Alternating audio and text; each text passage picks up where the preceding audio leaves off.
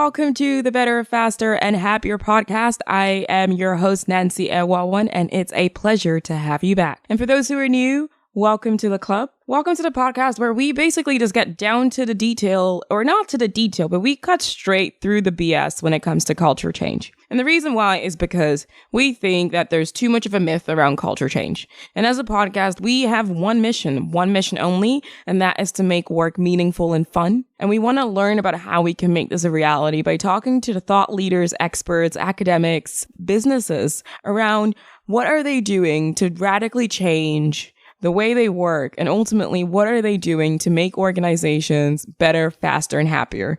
So in this podcast episode, I had an awesome conversation with Gideon, who is part of Organized Agile from the Netherlands. I'll get into a bit more into that once we play the episode. But key takeaways from this episode is that when it comes to selecting what tools we use, whether we want to work with Kanban or Scrum, whether we want to use OKRs to set our goals and to set what's important, it's really valuable that we have a clear idea around what is the culture we're trying to build. And from that point, really reverse engineer back to selecting the type of tools we want. So for example, if you want to build a culture that's where at the heart of it, it's autonomy, and that's something that you really are passionate about, be clear about what that means to you. Be clear about what that looks like in your workplace, because ultimately, if that is something that is at the heart of your organizational culture that you're trying to build, the identity, it starts to shape how OKRs are created, how they're used in the organization, the conversations we build around it.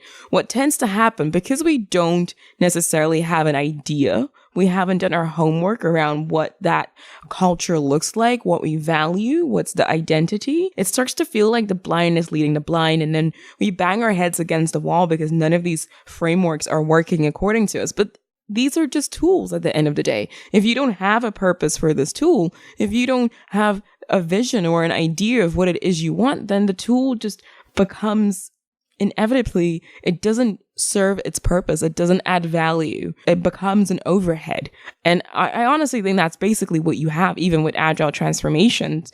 We cling on to the trend. We don't have an idea what it is we actually want. And that's something that I really got away from my conversation with Gideon. Something else I got away from it, and please do stay and listen to it, because he does really give some really great tangible examples.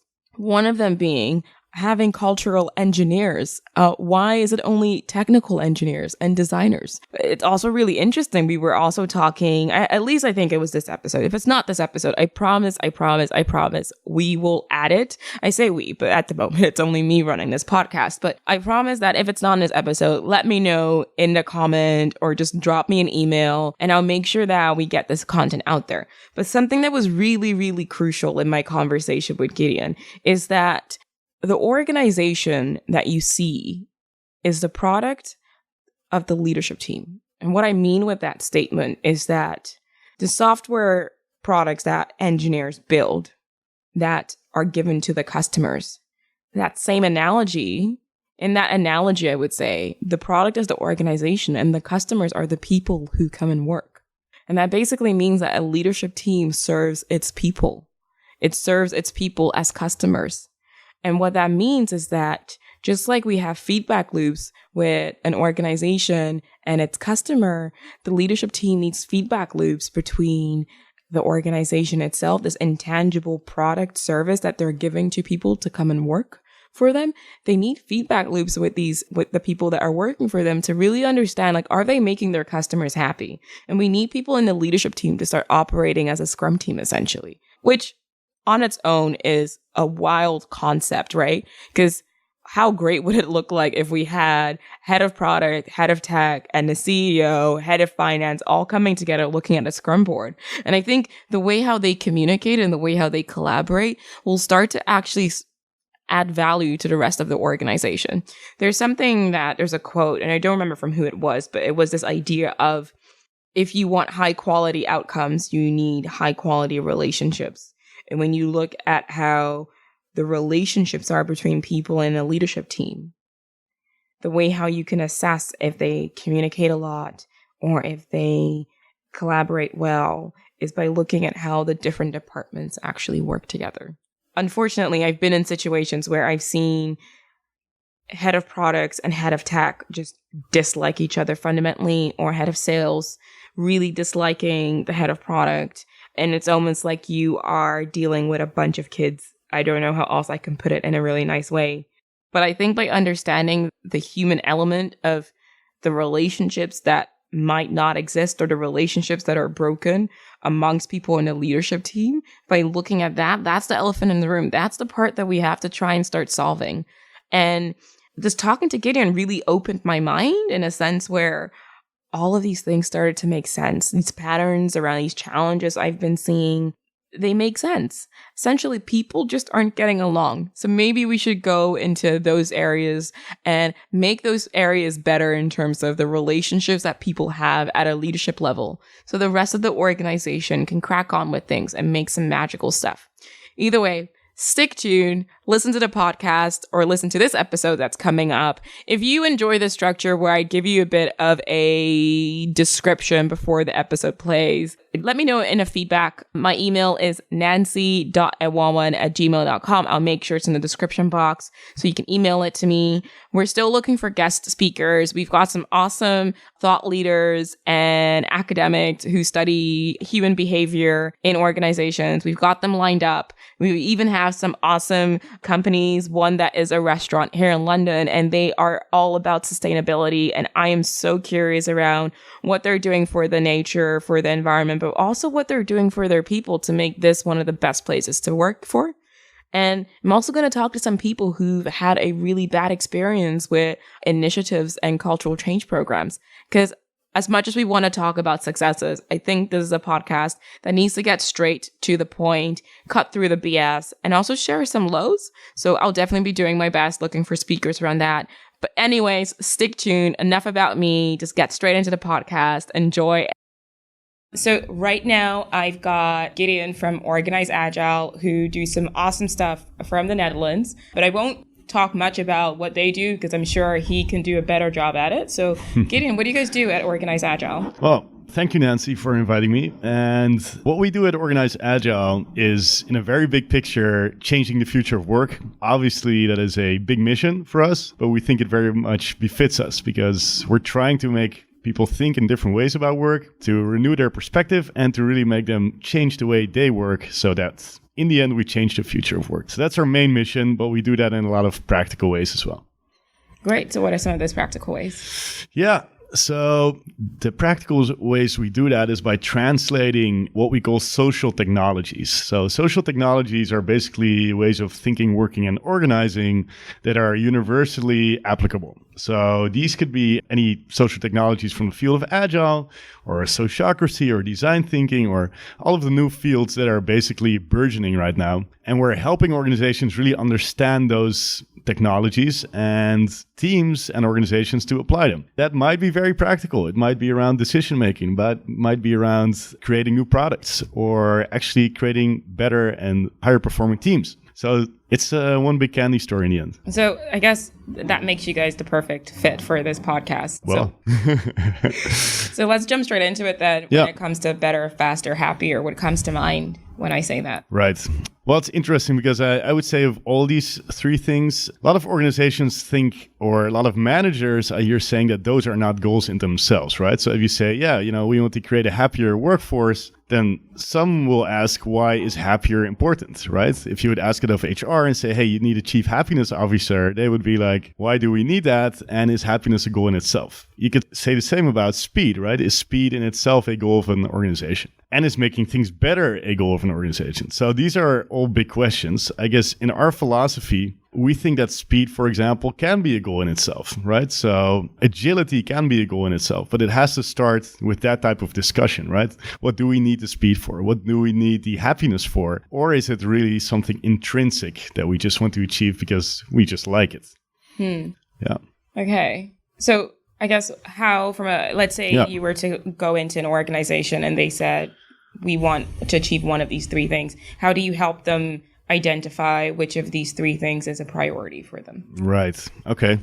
I think any organizational change basically should start by looking outward. So not by looking inward too much, but by really sensing what is going on in the environment. What are the main developments that you're facing as an organization? Because as an organization, you're always a product of your environment. So it all starts there. And if you have a good view on that, if you have a good understanding of that and empathy, of course, for your environment and your customers, then you can start setting goals. And those could be around getting better or happier or faster or any of those three. So on the topic of sensing, so that becomes really interesting, right? How does one sense? What are the steps you take? Right. So I think sensing should happen at every level, right? So in a very simple case, a team that has a product owner or a manager or any outward facing role, often I don't see those roles really facing outward. So I don't see product owners running around meeting customers enough. And I don't see managers doing that or leaders doing that. And the people in the teams themselves as well. So sensing is, first of all, getting out of the building. It is networking, but it's also having a good and deep look at your own future and at future scenarios. So it's also sometimes, getting a bit more detached from the day-to-day work to really look forward and to have this forward-looking process of discovery. I really subscribe and I really love the idea of sensing would partially involve getting out of the building and getting to know your customers on a deeper level. So exactly. How would you go about doing that? Is that just simply looking up who your customers are on Meetup, Google, find out where they hang out? Like, I think a lot of the advices we hear around this, while intrinsically they do have good intent and it's common sense, where it becomes a bit tricky is execution. So right. I'm sensing, or I'm choosing to sense as an organization, right. a startup, right. and we want to get out of the building. Exactly. What are kind of practical tips around that? Right. Okay. So I think one danger or one pitfall would be to only sense from your Excel sheet, right? So there's this whole hype of being data-driven, which is fine. It's fine to be data-driven. However, the data can itself never provide an answer, right? Data doesn't talk. So people talk. And that's why I think you should always look for qualitative feedback. Next to quantitative, of course. And those are the ones that have the biggest social barriers. How do I actually talk with customers? What questions do I dare to ask of them? And how do I reintroduce those questions and their answers in my organization to make others feel what the customer feels?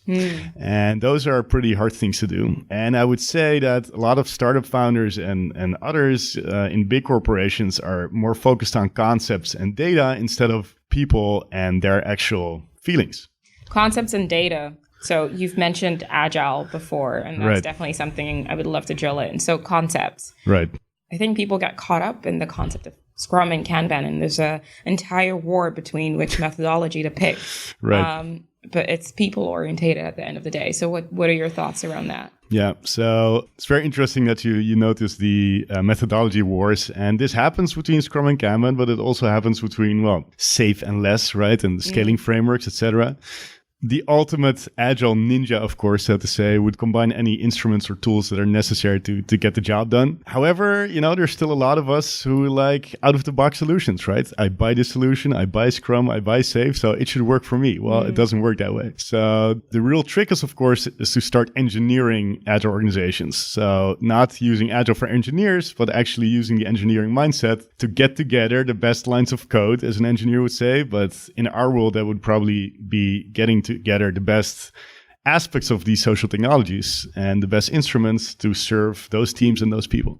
I love watching the wars because there's a lot of, juicy discussions going on and we can learn from them. However, the only truth out there is what is really happening in your organization. And that never has a very simple answer. Otherwise, it would not be a complex system. So you've used the word social technology, which and taking more of an engineering mindset. Yeah. Which is interesting because a few days back, I thought to myself, I should change my title to being a cultural engineer. Wow. You engineer cultures, right? When you say adopting an engineering mindset, what do you mean with that? Yeah, so engineering in the sense that you look at your organization as a stack of, let's say, very oddly shaped Lego blocks, and you try to build something out of it. Now, the hard part here is that these Lego blocks are actually people and they are very unpredictable sometimes. So it's even a higher level of engineering. It's social engineering, basically, in which you try to get together the right people, but also the right mindset and way of working that serves them. So yeah, it's very much engineering in the sense that it's a very complex puzzle you're trying to solve. And it's one you can't solve by just figuring out one solution. It's something you can only solve by sensing and responding all the time. I hear a lot of what you say, and where my thought is going is that how come this makes, or it appears to make sense for people who unfortunately are in the trenches. Right. But when it comes to leadership, so the ones who are far detached from it, right, it doesn't. So how can you go about bringing that message across to them so that they do understand that culture is something that is constructed. It's something you engineer, and that there are technology tools out there, but they're social technology tools, and they prove to be successful in other places. Right. And how do you bring it across that they understand it's not a one size fit all, and it's a constant, as you just said, sensing and probing and experimenting. How do you bring that across to someone who's not necessarily involved in the data?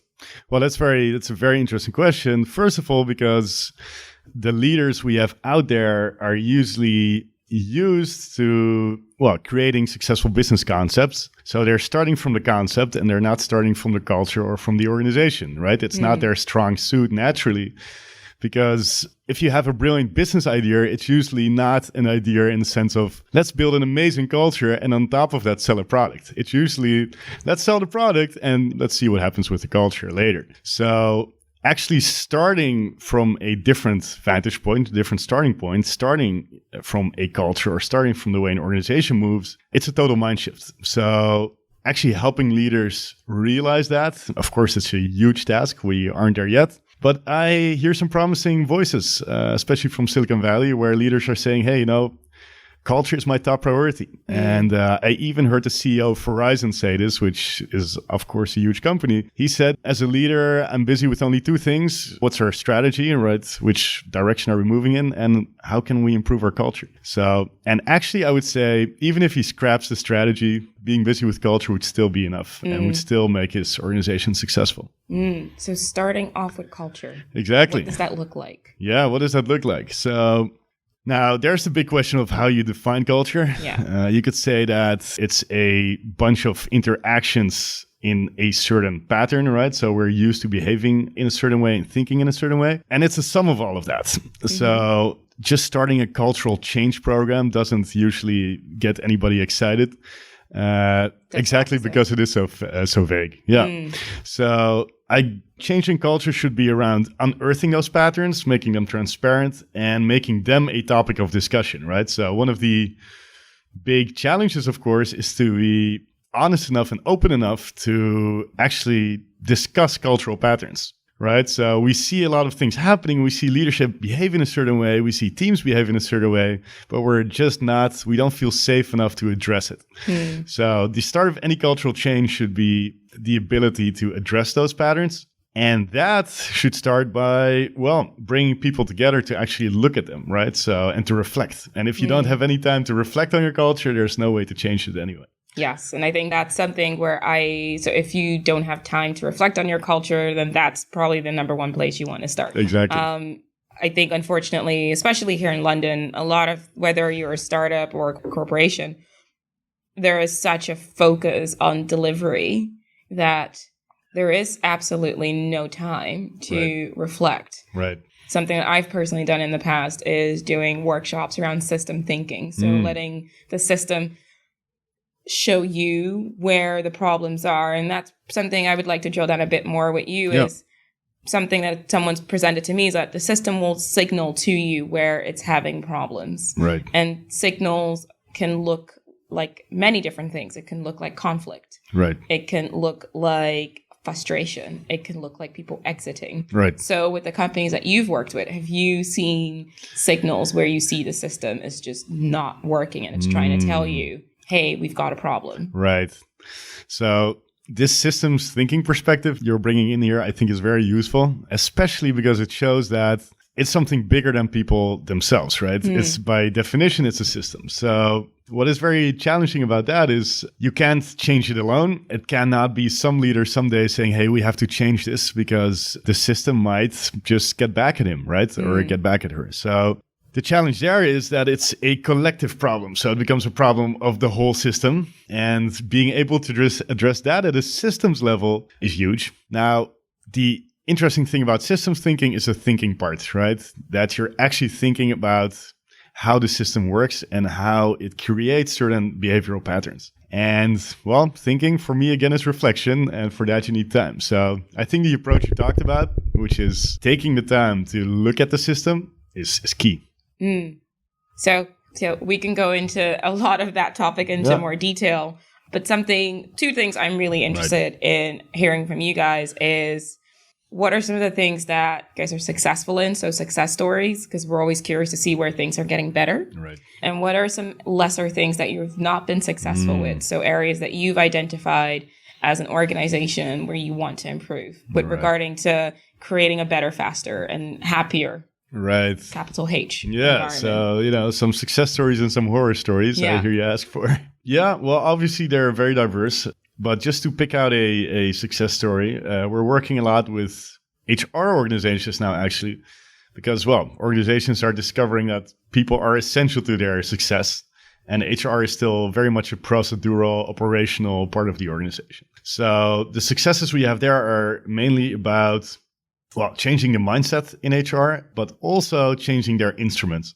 And to name a very simple one, we have helped a big retail organization work on their performance management system. And what you see there is that traditionally that's a very slow and long cycle system. And to create a much shorter cycled one in which people have frequent stand-up-like conversations about their growth and their development is actually a great way to improve, well, the people side of an organization. So performance management and HR, I think, have a huge potential, and we're working a lot with these types of organizations. And that's just to name an example. Also, what I see is our successes are also a lot in skilled agile applications. So if you have a bunch of teams, the risk of agile organizations is that those teams will become the new silos. So it's great to have a multidisciplinary team, but if you have a whole bunch of them, before you know it, they'll start disconnect. So bringing them together in a room often is a huge success, just to have them share and strategize together. So those are some highlights of our recent work. Of course, there's also stuff that doesn't go well. Yeah, to name a recent example, a leadership team we're helping at a big insurance company. They feel the need to change. They see that, the insurance industry is changing rapidly, but they have a hard time to really change, their management team mindset. So they're open to the concepts, but not to the practical application of it. So it's very hard to get them out of their routine. And I think, we're working with them for half a year now. I think we need way more time even to break those patterns. And as many leadership teams, they've seen the Big Four and all the big consultancy firms come along and try to help them, but it's never been sustainable. So I'm trying to kind of reinvent this problem we're in right now to see if we can move towards a more sustainable agile leadership behavior from the leadership team, because they are the biggest impediment to growth. Yeah, I have this thing that the more as the days go by, the more I'm convinced that the leadership team should start operating as a Scrum team. Yeah. So visualize your workflow. Exactly. Have an organizational whip limit. Yeah. And just get together and actually operate as a team. Yeah. But we might actually have to record that as a separate episode because I think that's definitely a topic. But because we're getting close to the end, I like to leave the listeners with some things that they can go away and plug and play into their own lives. And this is really looking at it from a tooling perspective or even books. So what are any tools that you guys are using to either help your clients get better, faster, and happier, or yourself? Or what are any books that you say every single person should read this book because it will make things better for you? Right. Great. So I think a book I would recommend, a book in English, because it would be the book Unlearn. It's a pretty new book by Barry O'Reilly. Well, he's a great connection of mine. And basically what he tries to describe is that we try to learn a lot, but we forget to actually say goodbye to certain unproductive patterns and ways of thinking. And so often it takes active unlearning to be able to learn new things. And he makes this very practical and very applicable to the agile world, in which we're stuck in a lot of behaviors. And the key is to start unlearning. So that starts with identifying what types of behavior brought you where you are right now, but will not help you in the next phase. So that's a book I would recommend. Apart from that, of course, our own books about Agile HR and Scrum. And we're doing more and more work within virtual reality. So teams that are in different locations to help them actually collaborate in new ways. So we've been busy building a platform around that, which we're already using now, which is called Team Spaces VR. So that's a nice tool for new ways to collaborate and to be really immersed into a type of design environment. Yeah. So that's pretty cool. And of course, there's other ones. So I think the Team Space one is really exciting. Great. Yeah. If there's any resources or any link that you guys can share, then I can make sure that the listeners get access to that. If there's great. I mean, there's one more thing, by the way. We're doing research into the way HR organizations apply Agile. Yeah. And it's called the State of Agile HR. So you can find that at thestateofagilehr.com. Now, that gives you an opportunity to actually give feedback on how HR is or is not using Agile principles. And we'll publish the first State of Agile HR at the end of the summer. Oh, that's exciting. I'll make sure, for those who are listening, I'll make sure that I add that to the description box. And thank you. That's it. Thank you, Nancy. Very inspiring. Okay. Bye, guys.